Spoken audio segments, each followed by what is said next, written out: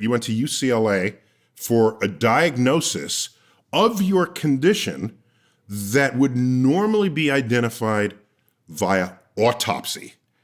This is freaky. That's a freaky fact. Yeah. Was there some new way to make the measurement, or did you just sort of force it in on people and say, look, something's going on, invent some new test, because otherwise I don't want you to do this after I'm dead? This is StarTalk Sports Edition. I've got Chuck Nice, one of my co-hosts. Chuck. What's up, Neil? All right. Every time I'm here, I have to list you as comedian and actor, and I haven't seen you act in anything. Just between you and me. I don't know what. That's how great of an actor I am. No, because you just blended in. I don't even know it's you. You don't even know it's me. Yeah. Okay. You're like, I thought that was Michael B. Jordan. What? That was Chuck Nice? Okay. All right. Maybe that's it. And of course, Gary O'Reilly. Gary, former soccer pro in the UK. So Gary, you felt compelled we could not keep doing StarTalk Sports Edition without hitting this topic. So why don't you give us the full intro that this needs and requires? So what's going on today? Right. CTE, or chronic traumatic encephalopathy, is a degenerative brain disease caused mainly by repeated traumas to the head. Now, concussions are the most dramatic of those, but it could be from years of heading a football. It could be from smaller contacts. It could be from contact sports like boxing or maybe American football. Oh, when you said heading a football, you mean heading a soccer ball? Yes. Because this is America, football. Jack. Right. Yeah. Just our footballs aren't round. Yes, We don't have round footballs here.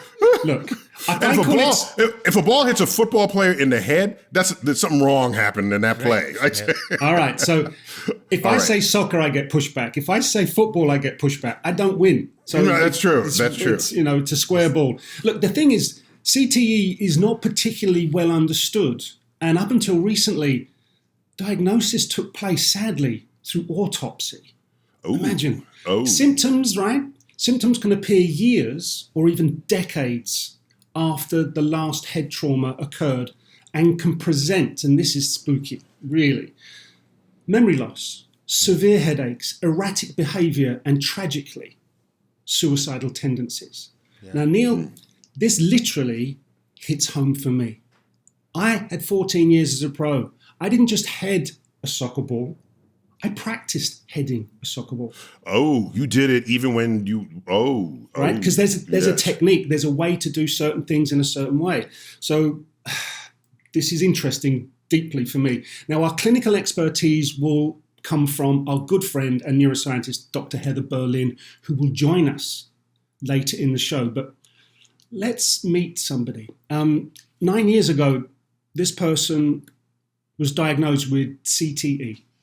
And I want us to listen to their story and hopefully walk away from this podcast having learned something and having become enlightened on a subject that is only in the last few years receiving the attention it deserves. So I would like to introduce our guest, Leonard Marshall. Now, if that name sounds familiar, this is a 2-time Super Bowl champion. This is a 2-time Pro Bowler, 2-time NFL Defensive Lineman of the Year. That's not where it ends. He's also been a professor of sports management at Seton Hall Stillman School of Business. He's an advocate for athletes who are suffering from CTE, and he went toe-to-toe with the NFL to win a class action case to get money for other players who aren't as affluent but are suffering all the same. He's also an entrepreneur. He's also a philanthropist, as well as a CBD advocate. Neil, please, go and have a chat with Leonard. Leonard, welcome to StarTalk. Dude. Hey, thank you very much for having me. Gary, what a great introduction, and I sincerely appreciate that and some of the touching points that you eloquently talked about. If it wasn't true, I wouldn't say it. How's that? That's true. I would.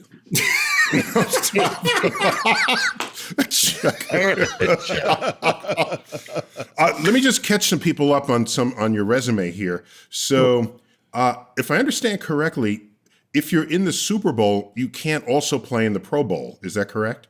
Well, that was before today's football. Right. Yesterday's football, you finish the season And then 2 weeks after the season was the Pro Bowl. So you would play the Super Bowl, and then you would fly to Hawaii. And it was kind of a gift. And still do that. Okay. Yeah. It was kind of a gift and a curse at the same time because your body was so beat up in the Super Bowl. So you were ready for the season to be over if you played in the Super Bowl anyway. But most guys went to the Pro Bowl just to kind of have fun, drink Mai Tais, and lay on the beach. I know. I mean, yeah, if I won a Super Bowl, I'd still go to Hawaii, and I just lay on the beach, right? Yeah. I go to Hawaii with a very sudden ankle injury right before the game. Yeah. Worst case of broken eyelash ever. All right. So, Leonard, you've got here a book titled When the Cheering Stops. Yes. And, oh my gosh, I mean, what a title of a book that is. I mean, you know, it's almost as though whatever are my worst thoughts, that's what's going to be in that book. And so at what point were you motivated to say more people have to know about what has happened to me?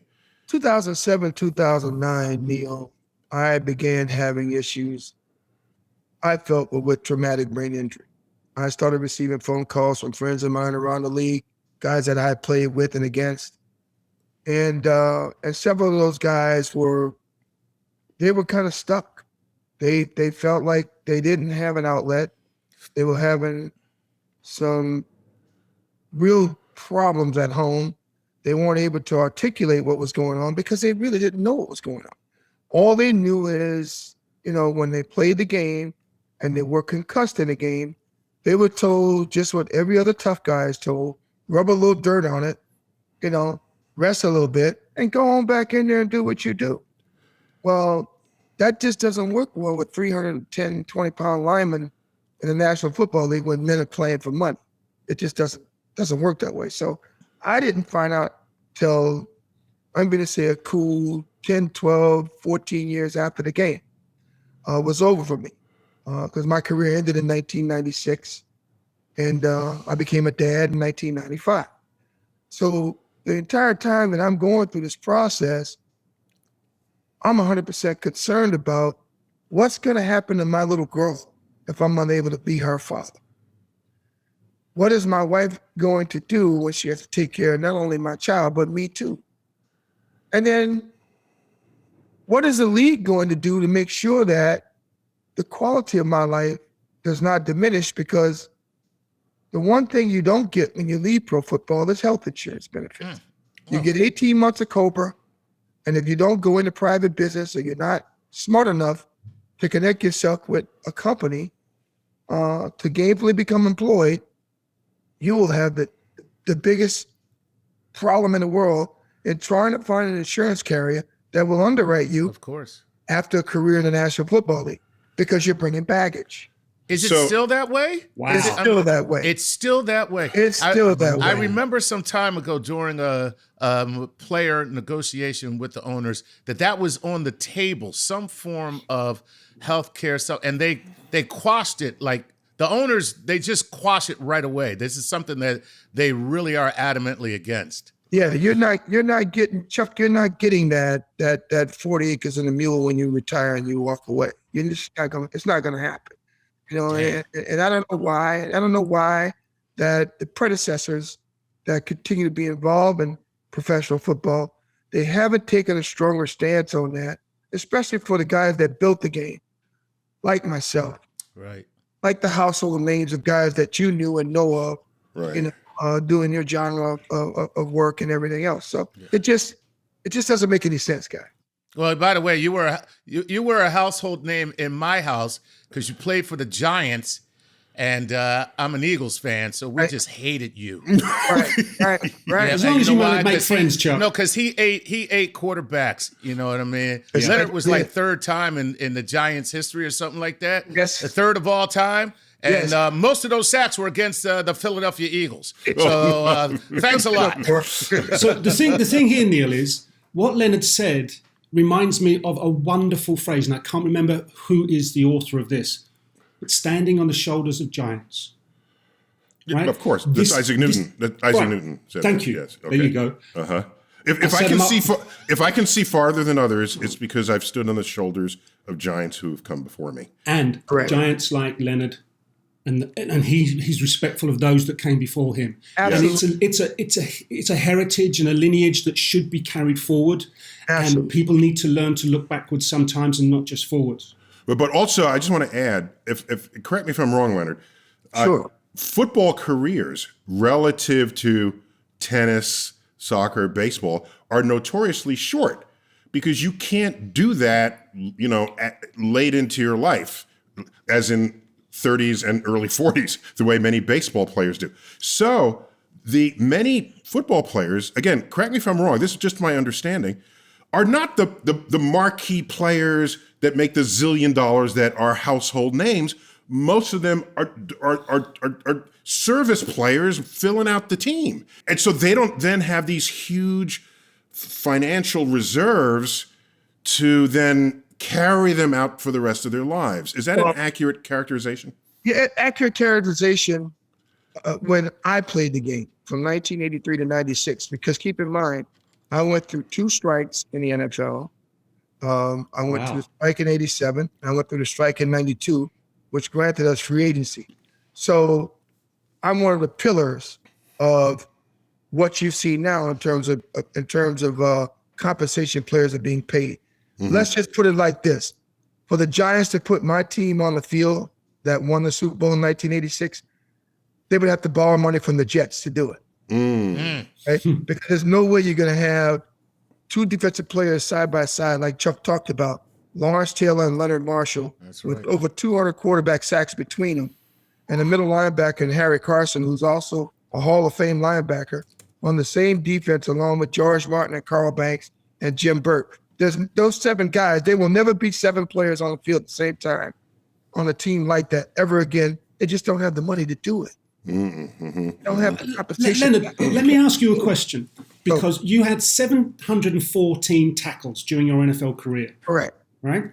How many times did you get tackled? How many times did you get hit? And should that actually go down now as a stat that people recognize? Well, I could tell you this.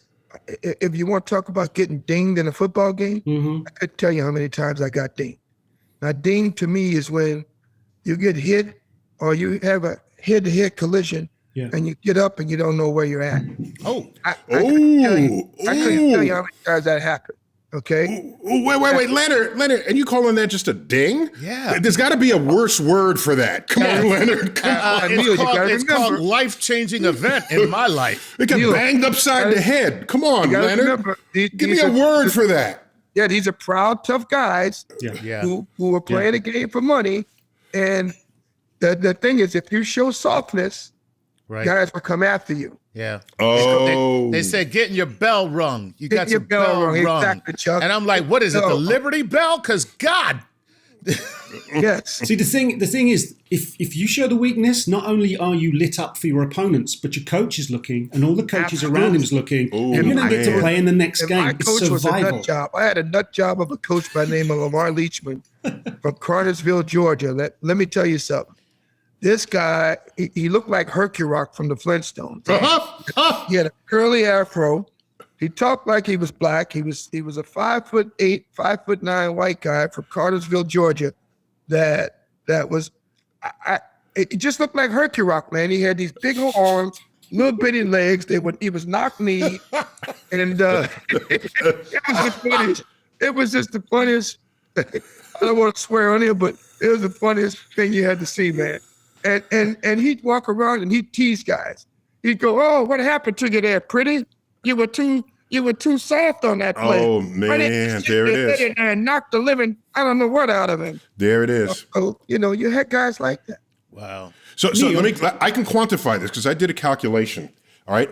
So you were 6'4", and how fast did you run a 40? 4.7 seconds. Damn. Okay. And you came in at what? I came in the NFL. I weighed 290 pounds. I slimmed down. I was at 18% body fat. I went down to almost 9% body fat. Wow. 282 pounds, and I could bench press 500 pounds and squat almost 800 pounds. Okay. And I'm telling you, when My coach had a motto: when hit, the body will bend or break. His deal was he wanted to see if somebody could knock a player, hit a player so hard that he could knock him into the middle of left. Next Tuesday. Yes. Yes. All right. So here's the thing. I did a calculation. All right. So there's the energy of a bullet fired from a rifle. So the AK-47, which is a high muzzle velocity rifle, we've all heard of it, used to most of the rest of the world. And you can ask how much energy is in that bullet. And it turns out you running into a quarterback, okay, at 15 miles an hour, okay, not even as fast as you can run, just as fast as might be common, and you hit a quarterback, it is the same amount of kinetic energy as a bullet fired from an AK-47 weapon. Wow. The difference is, of course, all the energy of the bullet is entering just a single hole that it puts in your body, and it rips out your organs, and it can kill you. Your energy is now spread. It's the same energy, but it's spread over the entire body of the person. So just to think about this, that energy would normally kill someone in one spot, but now it's spread over, so the whole body is participating in absorbing the energy, and that can't be good, is what I'm saying. No. You just touched on something. You just touched on the reason why I get hate mail from San Francisco today. Because of Joe. See, the thing is, what Joe Montana. What Joe should realize is it's a good thing that Leonard is as big as he is. No, so when you speak to Joe, if he were littler, he'd be dead. Is what if he was the size of a bullet?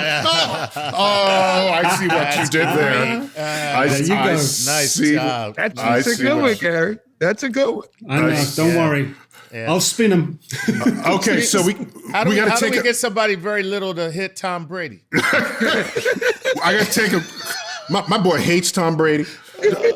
Just because everybody's whooping the Phillies' ass all the time. I mean, not the Phillies. What are they called? We beat them. The Eagles. The Eagles. Okay, all right. I just will never forgive him. He took our first Super Bowl in my life. All right. Yeah. Okay. Took it from you. It was yours, right? He took it from you. My life, yeah. We got to take a break. Leonard, when we come back, more on this subject, and we're going to set up the whole table so that when Heather comes in, our neuroscientist, in the third segment, she'll put a bow on all of this. And I just want to tell everyone that Heather brought you to us. You already know Heather. And this is just spend it like 30 seconds how you found her and how you know each other. I got introduced to Heather by an organization called Caring Kind, which is in New York City, which I'm being honored for my work in ALS and traumatic brain injury. And a young lady by the name of Courtney Dawson thought it would be good for me to talk to Heather because of my life, the traumatic brain injury I'm dealing with, and the fact that CTE dominates my life now. And I combat it and fight it with marijuana and CBD. And, that's okay. Excellent. By the way, that's the same reason I combat my problems. Well, that's what you're marijuana. Okay, check. That's what I tell everybody. I'm like, I'm fighting, man. I'm fighting problems. You got your own things. All right. I'm just trying to help Leonard Marshall out. I need it. All right. When we come back, more with our Super Bowl NFL great Leonard Marshall. We're talking about concussions on StarTalk Sports Edition. We're back, StarTalk Sports Edition, and we've got somebody who is an NFL great by any metric, who had sustained and persistent dings, as he called them. This is a head hit in the NFL where you don't quite know where you are when you get up. Yeah. And our man is here with us today, and it's Leonard Marshall, again, for a second segment here. Leonard, thanks for giving us this piece of your life and telling us what happened to you and how and why. And by the way, Leonard, just to let you know, the insurance companies actually used to allow you to determine how bad an accident was. They would say, describe, and anybody who caused the accident would be like, oh, it's a ding. It's just a ding, right? Okay. And the person who received the accident was like, no, my car is totaled. My car is totaled. And now they say, do the airbags deploy? That's how they determine. Right. There it is. So, Leonard, you finished your career at what year was that? 19... 96? 94 was my last active season. My child was born in 1995. In 96, I decided to hang it up. There it is. And so years later, 5-6 years later, you went to UCLA for a diagnosis of your condition that would normally be identified via autopsy. This is freaky. That's a freaky fact. Yeah. Was there some new way to make the measurement, or did you just sort of force it in on people and say, look, something's going on, invent some new test, because otherwise I don't want you to do this after I'm dead? This is great how this happened. So I got a phone call from my little brother, who happened to be teammates with Rodney Hampton and Otis Anderson. And those two guys were like very close to me. One was with me in Super Bowl 21, and one was with me with Super Bowl 25, and then the other was just with me in Super Bowl 25. So one I played 2 championships, one I played 1 championship. They told me about a program that was going on, an attorney out of Pittsburgh that I needed to speak to. My name is Jason Lukasevic from a law firm, Goldberg, Persky & White. He said there's a program that's being implemented by Dr. Bennett Amalu.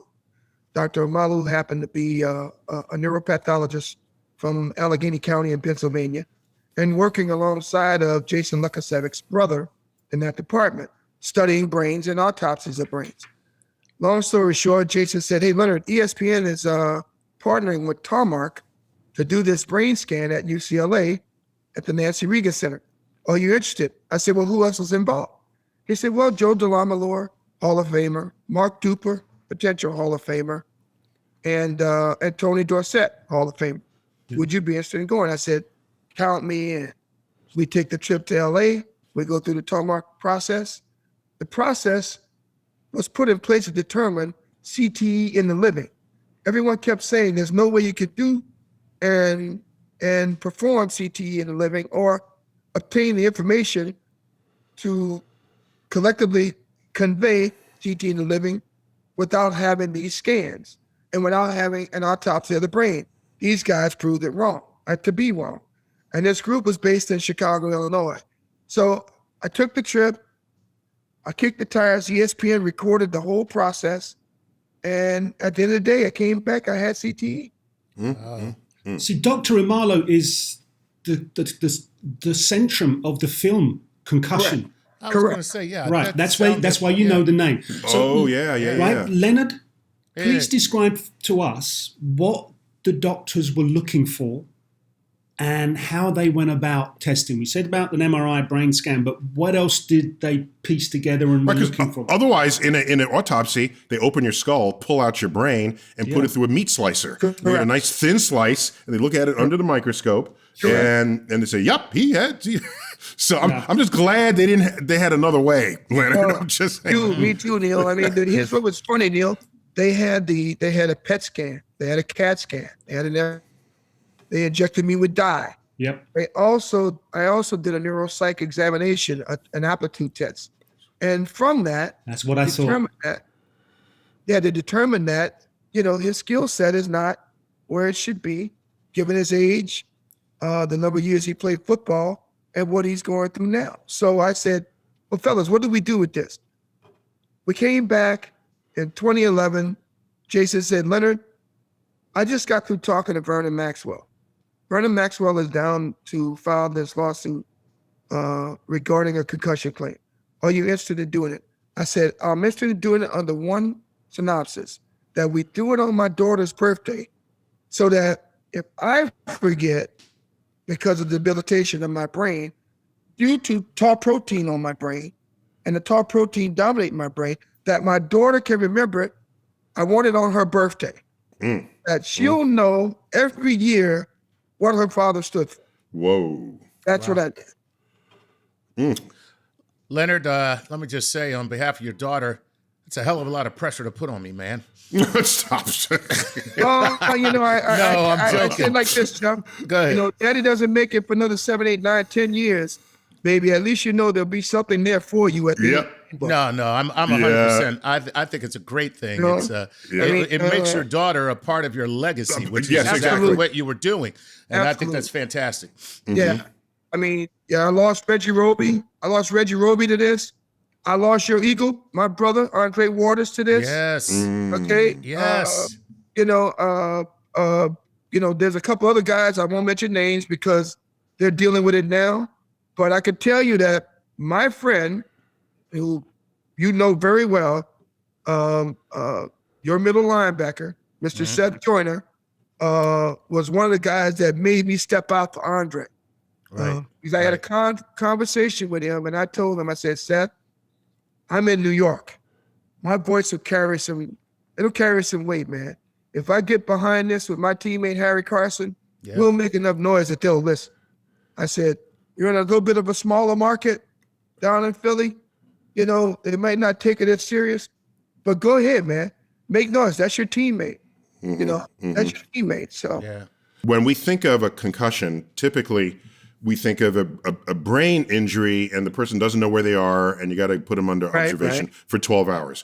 We're actually talking about something different here, where it is the accumulation of smaller brain trauma. correct. And so what makes it particularly pernicious is you just pop back from that not thinking you really should have sat out the rest of the game. And you just keep going and this accumulates and then you get this condition. We on the same page here? You're on the same page. Yeah. I mean, think of it this way, Neil. Now, Chuck, you're a big football fan, and I'm quite sure everybody else on here is. My teammate, Lawrence Taylor, was known for using his helmet and his headgear as a weapon. Leading with your head. Leading with your head. So if you led as a defensive player with your head, you make contact. That's why if you look at football today, they teach you not to lead with your head. That's because the word the word concussion has been taken out of football. We want CTE to be the word associated with football. Right. Because we want people to know the accumulation of hits cause problems down the road. Right. So it's one thing to get concussed. It's something else to have the shakes and triggers and everything else associated with head trauma. Right. Right. Did putting a name to your condition help? And secondly, when you spoke about the buildup of the tar protein in your brain, how did the doctors bring that forward for you to explain exactly what the process was, how it goes from you being hit to this development? Because it seems funny that this can take so long to present. Well, when it was examined, and I left two people out of this that need to be in this, Dr. Paul Nussbaum, my friend in Pittsburgh, and the team doctor for the Pittsburgh Steelers, who was my classmate at LSU, Dr. Julian Bales. Okay, and Julian Bales is in the film. He's portrayed by Alec Baldwin in the film Concussions. And the relationship that he had with Cyril Weck, who was portrayed by God, I can't think of his name off the top of my head. But Cyril Weck and Julian Bales determined that this is what destroyed Mike Webster. Okay, it destroyed a number of Pittsburgh Steelers. You got to remember, that was a team that was known for bruising people, putting people in the hospital, leading with their headgear. They were taught and trained, and they played the game at a high level like that. They were football, and they were the godfathers of football. And if you were going to be a dominant football team, you had to play their style of football in order to be respected. And that's who we were as the New York Giants. That's who we were during the era of my career.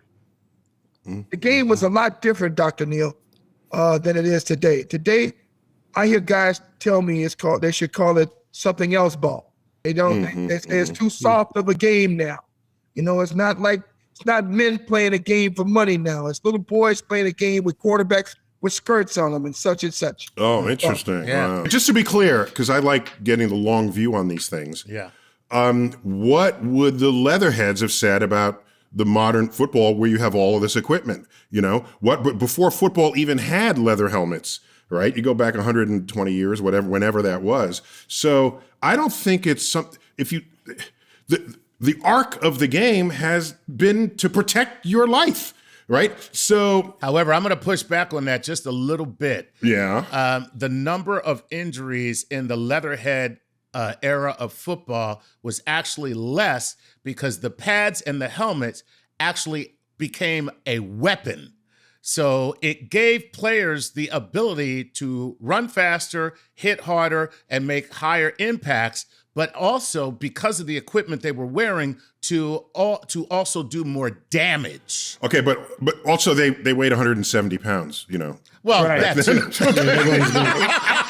Hey, You had a bunch of Chuck Nices running around. I know, right. Yeah. Okay, Gary, keep going, because I know you got more. How many players currently with us, NFL players, have been diagnosed with CTE? And I go back to two moments in history. 2011, David Duerson. 2012, Junior Seau. Both tragically took their own lives. both friends of mine. I'm sorry, fella, then. Yeah, man. Did that resonate for you? And were those 2 points in time something that brought the football community to a better understanding? Or did it just say, oh, well, that's sad and move on? I'll tell you why. Well, what I think, okay? David Duerson and I were really close because he was a former Bear player. He joined my team in 1990. We won the Super Bowl with him as a backup safety player. And he played a pivotal role in the progression of our team the whole entire season. His wife was from Baton Rouge. I knew his family because of that. He pledged Omega Psi Phi in my fraternity. I wrote an intake letter for him. I became a real brother to him. And I introduced him into the fraternity through Chicago and a bunch of friends in Chicago. David had a great business. He had a great mind. He was on the board of Notre Dame. He was the number 2 supplier of breakfast meat to McDonald's and Burger King worldwide. Wow. He had a real strong head for business and, just a really good guy. The same applied for Junior Seau. And what was striking for me was when we introduced the movie Concussions out in LA to the world, I got a chance to sit with Junior Seau's family and his daughter at the premiere of the film, and just listen to his daughter talk about her dad and talk about what it meant growing up with him in the household and everything else.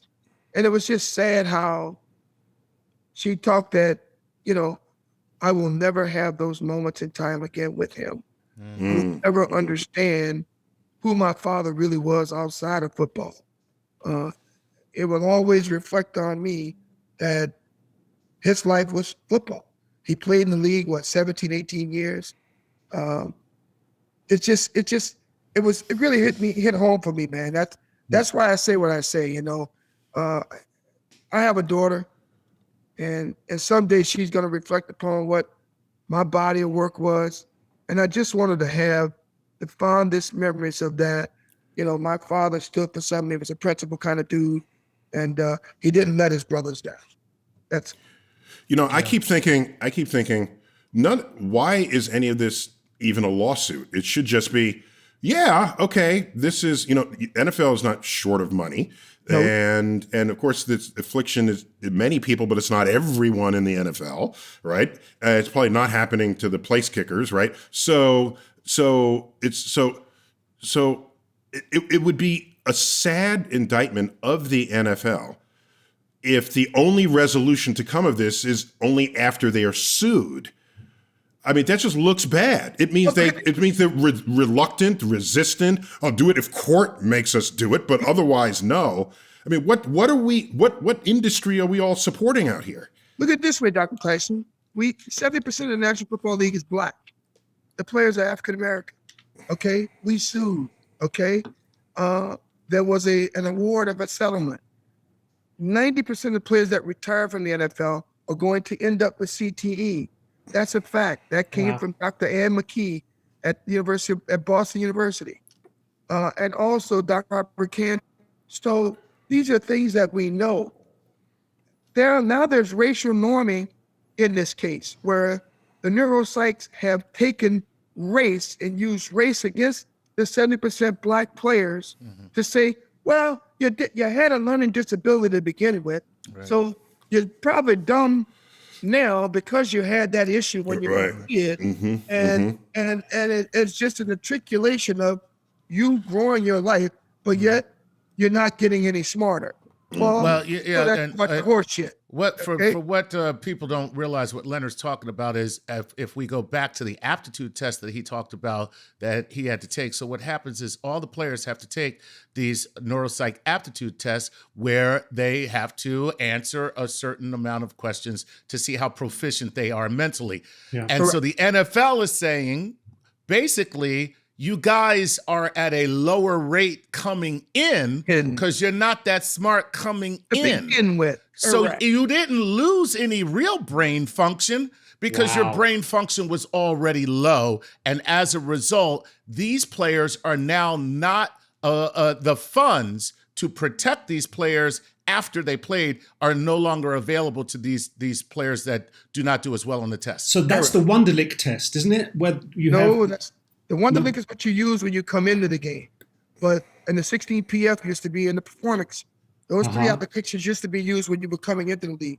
Those declared whether you were going to be a first, second, or third round draft pick, or if you're going to be selected at all. Because you can't read that playbook and learn it. It's one thing to read it. It's another thing to comprehend it. Yeah. So you have players that are like that. I mean, and I've seen some guys. The talent outweighs their smarts on the field. And that's the kind of player you just kind of let him go and do what he's got to do. But got the other situation that's going on with the racial norming that, they're saying that, well, you weren't that smart to begin with. You barely had a C average in college. And now we're giving you this test. You're testing at a D grade level. So we don't think that you were injured or anything happened to your brain. We just think you're dumb. Right. Wow. That's not too cool. That's not too cool. All right, Leonard, you mentioned two doctors, Dr. McKee, Dr. Ann McKee, and Dr. Robert Cantu. They're part of the Concussion Legacy Foundation. That's correct. Right. So someone out there is fighting the good fight.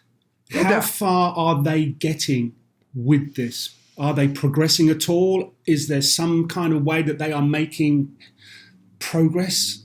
Well, I'm on the board of CLF. Okay. And CLF is doing everything they can. Chris Lewinsky does a fantastic job fighting for players and their families and their kids' kids. So I can't say enough good things about CLF. Dr. McKee and Dr. Cantu have always been the brain trust behind what's going on with the science of the brain and how it affects former players in both the NHL, the NFL, and some that have been injured in the NBA and Major League Baseball. So, the work that they do is consequential to a high level of transparency to players and their family. And we respect and appreciate that. I think that some people don't, like Dr. Tyson was talking about, they don't respect the science, and the science doesn't lie. The science is the science. Bottom line, the science is the science. You're in the right place for that, Leonard.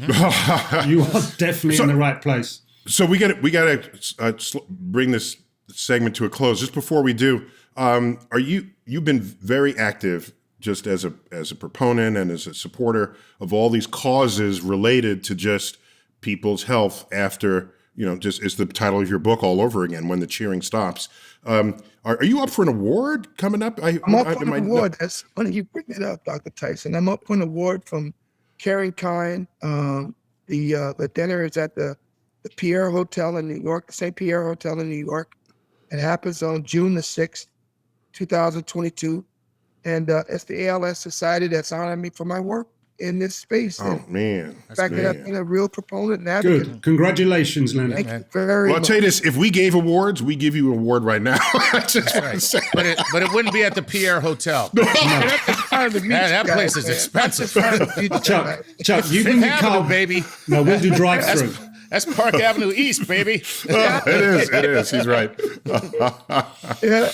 So, Leonard, it's been a delight to have you, a kind of sad delight. I mean, I'm glad somebody's paying attention to this. Yes. And that it's, and it sounds like all forces are aligned to resolve this in some way, to redress the problems that have happened before and to prevent them from ever happening again.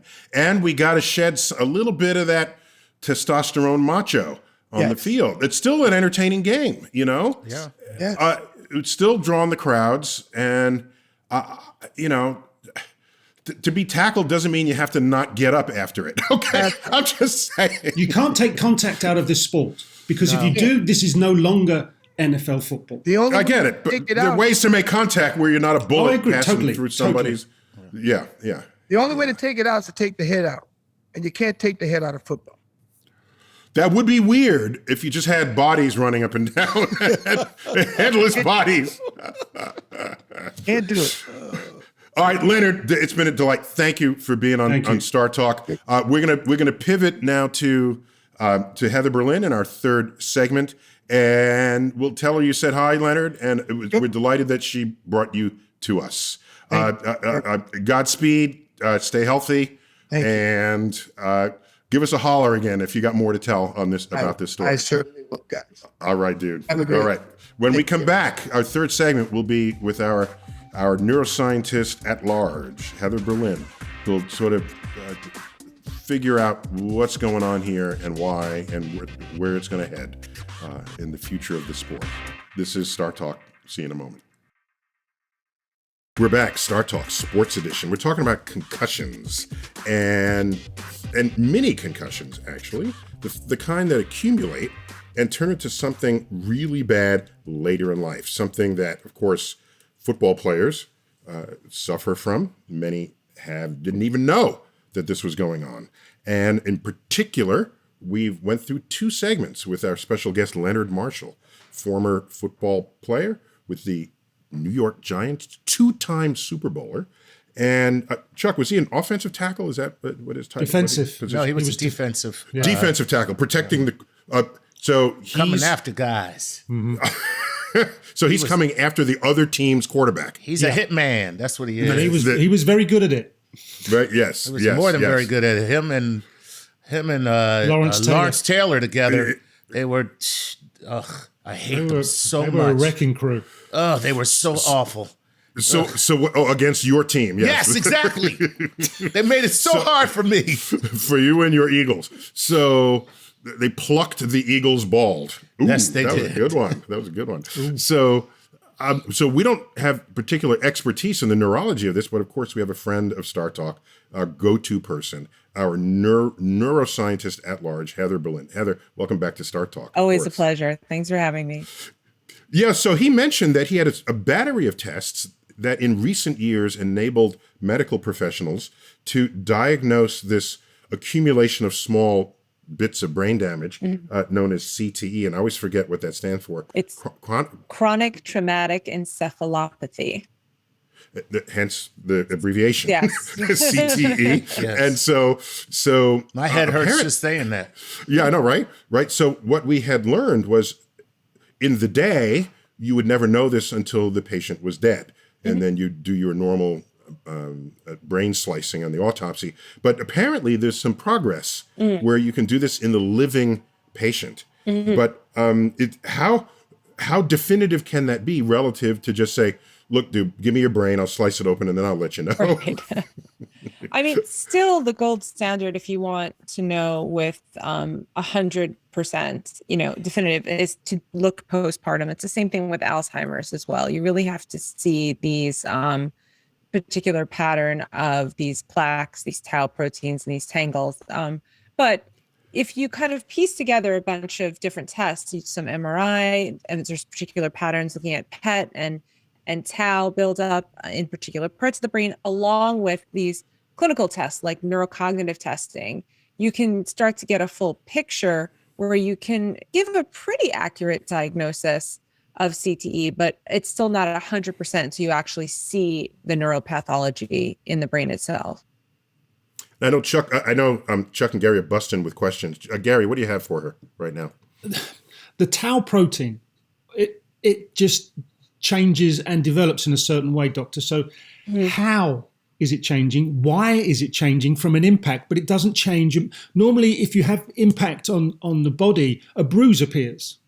Right. But this protein change happens and the bruise heals. Yeah. Right? And then the change happens maybe decades later.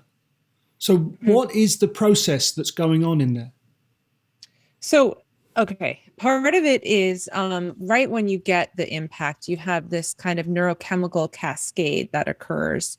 You have the release of certain, you have basically what's called neural depolarization, which releases these excitatory neurotransmitters, and it kind of shifts the balance in the brain. It changes the glucose metabolism and the blood flow, and then that in turn can impair the axonal function. So basically, a lot of these tau proteins are in the white matter. They're in the sort of microtubules of the brain.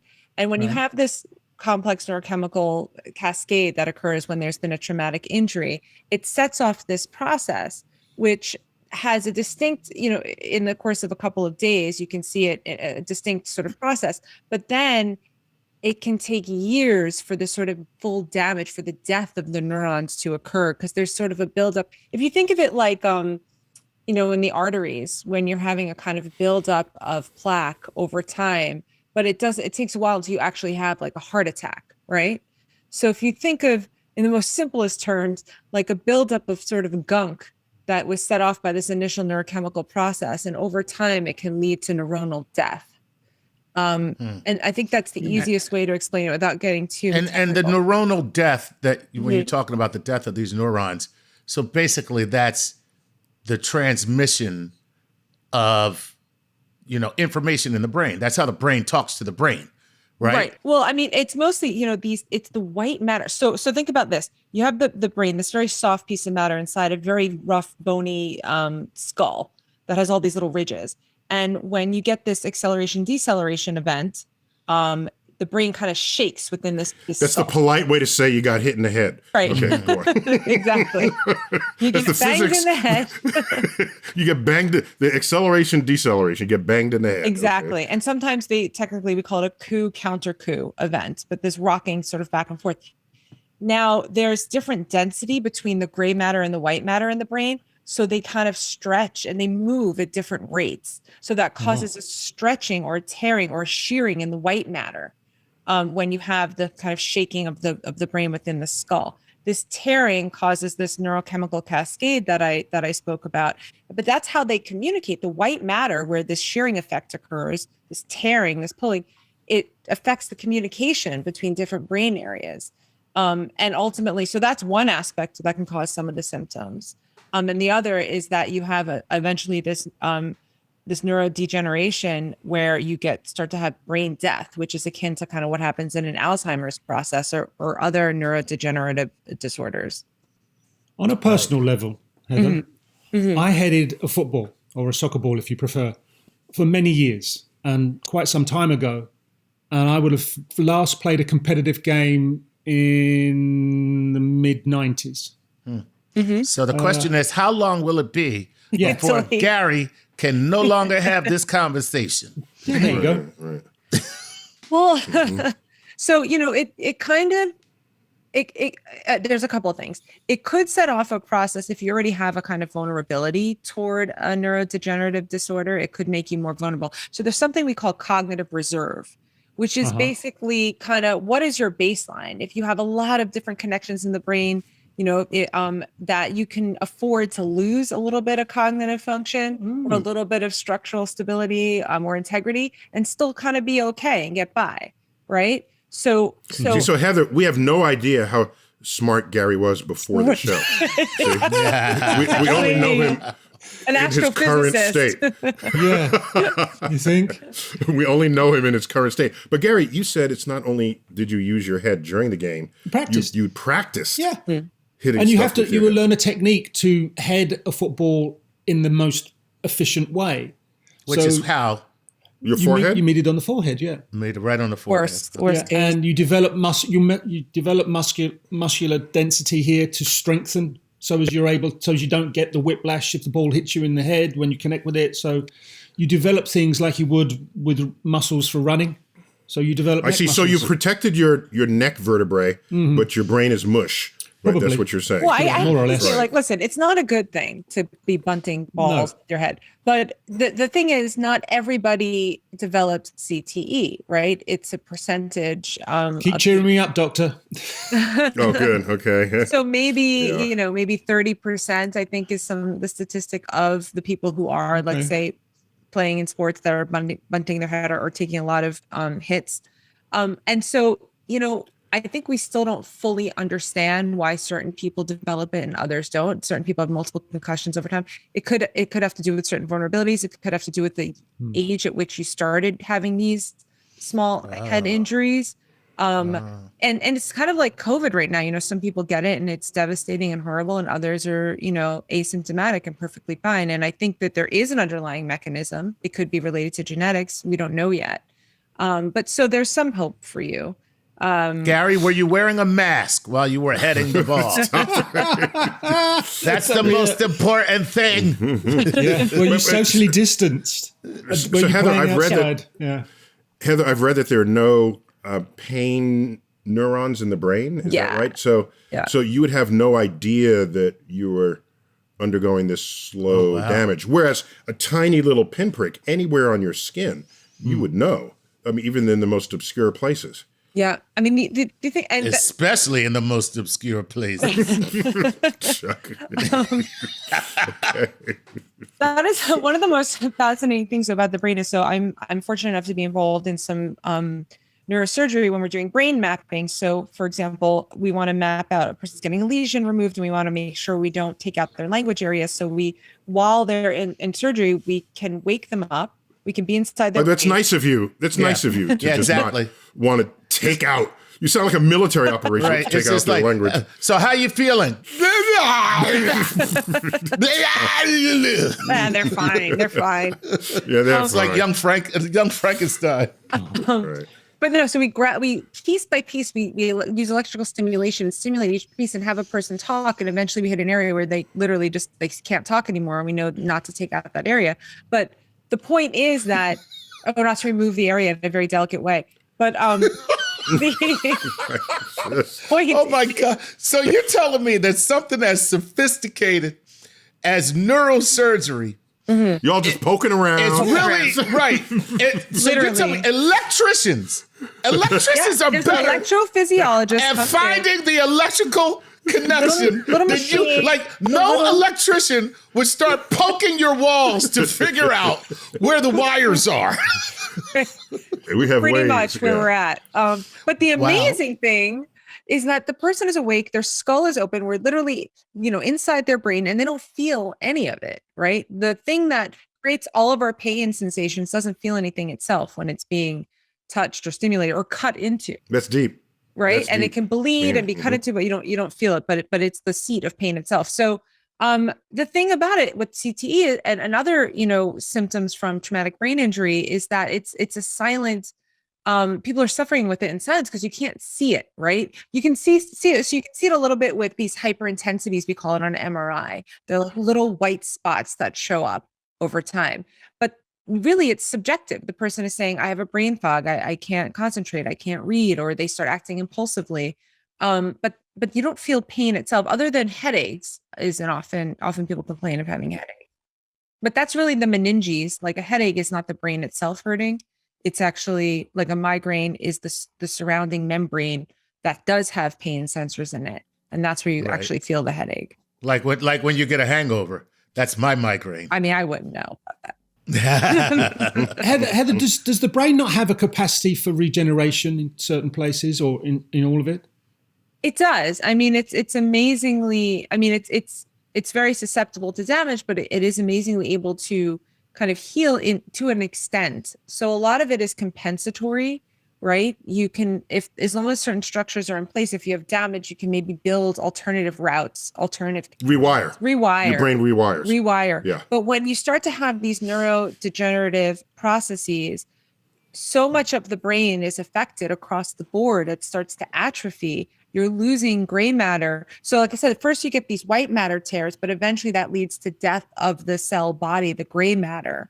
And then you don't have the actual structure to support the brain function, the cognitive function anymore. So you can compensate to an extent. So if you have one area of a brain lesion that doesn't spread, right, it's not a neurodegenerative disorder, you can create these alternative pathways to sort of circumvent that damaged area. But when you start having globally damage, there's only so much the brain can do to compensate. So Heather, I just want to just to establish a baseline here. Of all sciences, yours is the most constricted by what kind of experiments you can do, right? I mean, a chemist can just remix the petri dish, or the biologist, and do it at a different temperature, under different acidity, a different lighting condition, whatever. You can't just walk up to people in the street. Can I play with your brain? You can't do that. So how far behind are you?